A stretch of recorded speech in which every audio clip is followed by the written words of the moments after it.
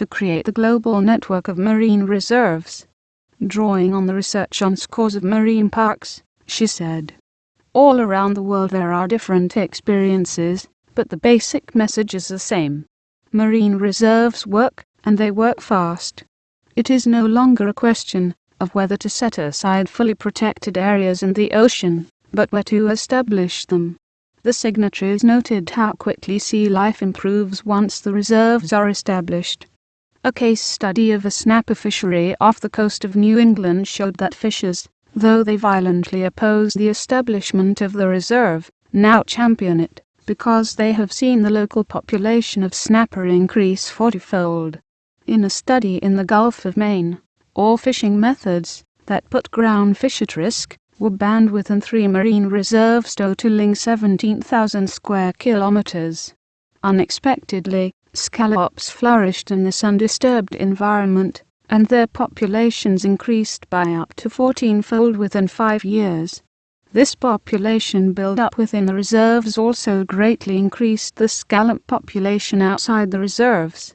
The 161 scientists noted that within a year or two of establishing a marine reserve, population densities increased 91%, average fish size went up 31%, and species diversity rose 20–40%. While the creation of marine reserves is clearly the overriding priority in the long-standing effort to protect marine ecosystems, other measures are also required.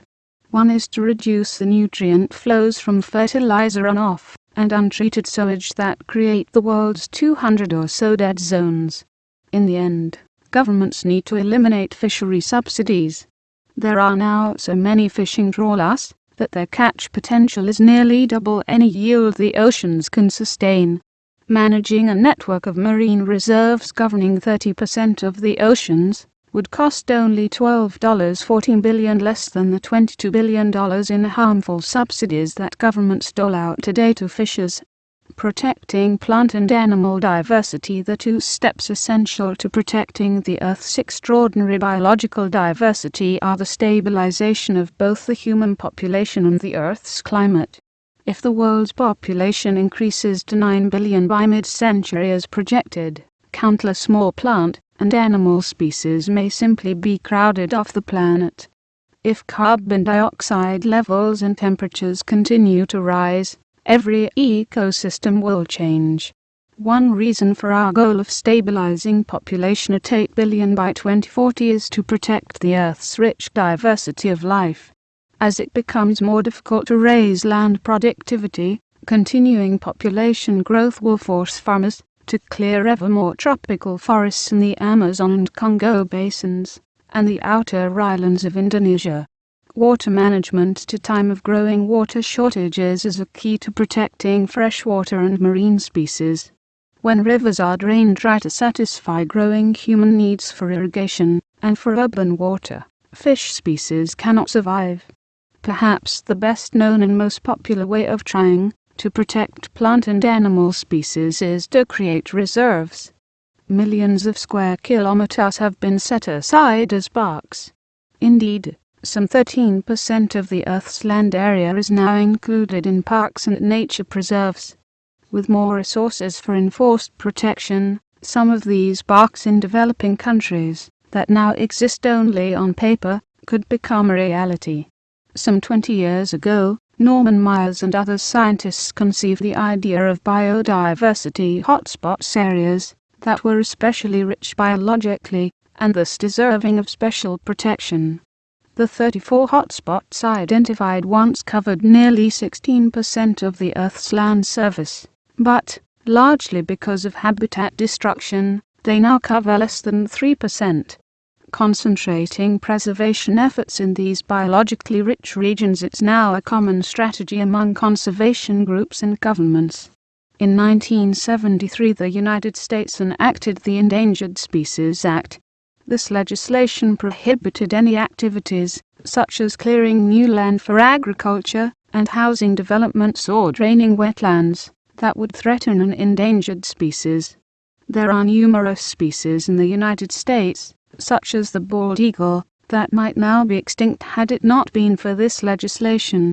and now this act is seen by some conservationists as a potential leverage point in battling global warming, because of the need to protect species particularly threatened by warmer temperatures, including coral and polar bears.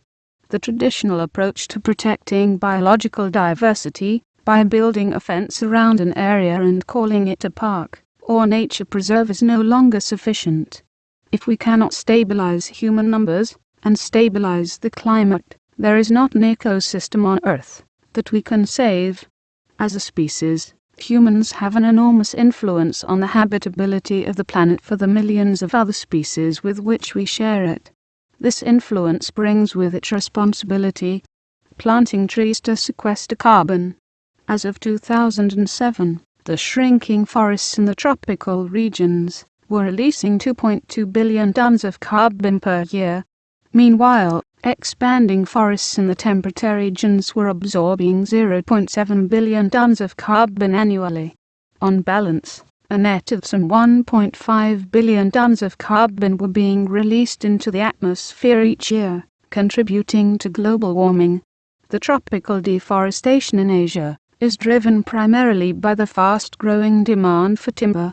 In Latin America, by contrast, it is the growing demand for soybeans and beef that is deforesting the Amazon. In Africa, it is mostly the gathering of fuel wood and the clearing of new land for agriculture as existing cropland is degraded and abandoned. 2 countries, Indonesia and Brazil, account for more than half of all deforestation. The Democratic Republic of the Congo, also high on the list, is a failing state, making forest management difficult. The Plan B goals are to end net deforestation worldwide and to sequester carbon through a variety of tree planting initiatives and the adoption of improved agricultural land management practices. Today, because the Earth's forests are shrinking, they are a major source of CO2. The goal is to expand the Earth's tree cover, growing more trees to soak up CO2. Although banning deforestation may seem far-fetched, environmental reasons have pushed 3 countries, Thailand, the Philippines, and China, to implement complete or partial bans on logging. All 3 bans were imposed following devastating floods and mudslides resulting from the loss of forest cover. After suffering record losses from several weeks of non-stop flooding in the Yangtze River Basin, Beijing noted that when forest policy was viewed, not through the eyes of the individual logger, but through those of society as a whole, it simply did not make economic sense to continue deforesting. The flood control service of trees standing, they said, was 3 times as valuable as the timber from trees cut. With this in mind, Beijing then took the unusual step of paying the loggers to become tree planters to reforest instead of deforest. Other countries cutting down large areas of trees will also face the environmental effects of deforestation, including flooding. If Brazil's Amazon rainforest continues to shrink, it may also continue to dry out, becoming vulnerable to fire. If the Amazon rainforest disappears, it would be replaced largely by desert and scrub forest land. The capacity of the rainforest to recycle water to the interior, including to the agricultural areas to the south, would be lost. At this point, a fast unfolding local environmental calamity would become an economic disaster, and because the burning Amazon would release billions of tons of carbon into the atmosphere, it would accelerate global warming. Just as national concerns about the effects of continuing deforestation eventually eclipsed local interests, global interests are beginning to eclipse national ones as deforestation has become a major driver of global warming. Deforestation is no longer just a matter of local flooding, but also rising seas worldwide, and the many other effects of climate change. Nature has just raised the ante on protecting forests. Reaching goal of zero net deforestation will require reducing the pressures to deforest that come from population growth, rising affluence, the construction of ethanol distilleries and biodiesel refineries, and the fast-growing use of paper. Protecting the Earth's forests means halting population growth as soon as possible and for the Earth's affluent residents who are responsible for the growing demand for beef and soybeans, that is deforesting the Amazon basin. It means moving down the food chain. A successful deforestation ban may require a ban on the construction of additional biodiesel refineries and ethanol distilleries. Against this backdrop of growing concern about the forest-climate relationship, a leading Swedish energy firm, Vattenfall, has examined the large-scale potential for foresting wasteland to sequester carbon dioxide. They begin by noting that there are 1.86 billion hectares of degraded land in the world, land that was once forest land, cropland, or grassland, and that half of this, or 930 million hectares, has a decent chance of being profitably reclaimed. Some 840 million hectares of this total are in the tropical regions, where reclamation would mean much higher rates of carbon sequestration. Every newly planted tree seedling in the tropics removes an average of 50 kilograms of CO2 from the atmosphere each year during its growth period of 20-50 years, compared with 13 kilograms of CO2 per year for a tree in the temperate regions. Vattenfall estimates that the maximum technical potential of these 930 million hectares is to absorb roughly 21.6 billion tons of CO2 per year. If, as part of a global climate stabilization strategy, carbon sequestration were valued at $210 per ton of carbon, the company believes that 18% of this technical potential could be realized.